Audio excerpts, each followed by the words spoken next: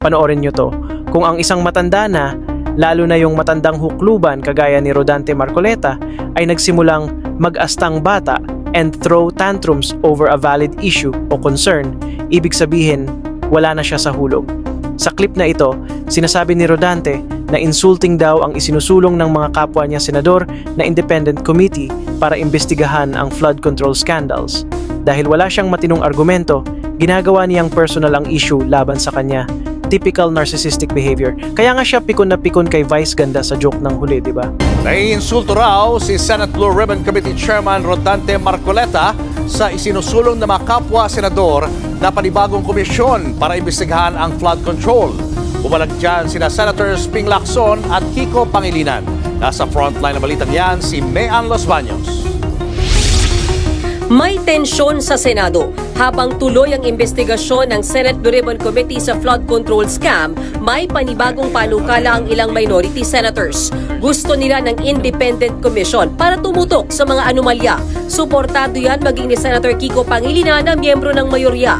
Mungkahi pa niya, pwedeng pamunuan ito ni dating Ombudsman Conchita Carpio Morales, dating DPWH Secretary Rogelio Singson at Baguio Mayor Benjamin Magalong.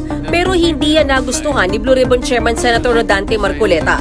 Ang dating sa kanya, iniinsulto siya. Kung gusto raw ni Pangilinan na palitan siya, magpresenta na lang siya.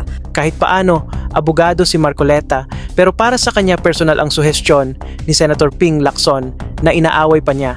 Kasama na rin si Senator Kiko Pangilinan. Marahil ramdam niya na walang tiwala sa kanya ang mga colleagues niya sa Senado. Isipin mo, hindi invited ang mga kaanak ni Senator Bongo na big-time flood control contractors sa Davao Region. Ang huling balita pa, may partnership ang CLTG Builders, isang construction firm na pag-aari ng tatay ni Bongo at ng mga Diskaya during Rodrigo Duterte's term in 2017, and the contract was worth 816 million pesos. Ngayon ang tanong, sa mga Diskaya ba natuto ang mga kaanak ni Bongo sa lakaran sa gobyerno? Baka dapat isama yan sa investigasyon at i-invite ang mga kaanak ni Bongo. At isa pa, bakit hindi tinanong si Lawrence Lubianco, may-ari ng Centerways Construction and Development, who gave 30 million peso political donation to Senate President Cheese Escudero? Smells something fishy, right?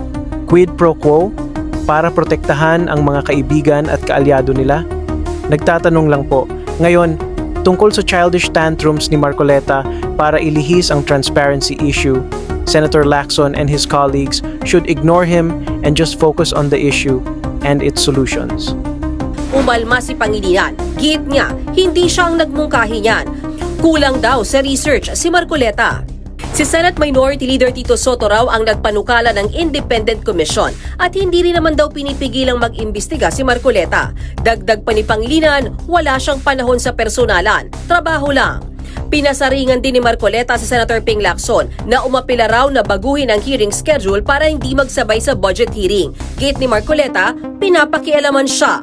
Buwelta naman ni Senator Lacson, walang nanghihimasok. Gusto lang daw nilang maayos ang gobyerno. Ayaw niya rin daw ng away, pero kung aawayin siya, abay papalag daw si Lacson. Dapat maging fair ka, Mr. Chair. Pag sinabi mong 2 questions, 2 minutes talaga, you have to stick with it. You're not being fair, Mr. Chair. I am fair kasi nandito ka sa... No, kasi nung last time, sabi mo sa akin 2 questions lamang. Sabi mo 1 question. Sabi ko, tinitipid mo ako, sabi mo 2 questions. And now, pinapayagan mo kahit na ilang questions. Be fair, Mr. Chair. Because I know for a fact you were appointed by President Duterte originally, di ba? We'll give you more time, Senator Soto, para yung iba gustong magtanong. Sige.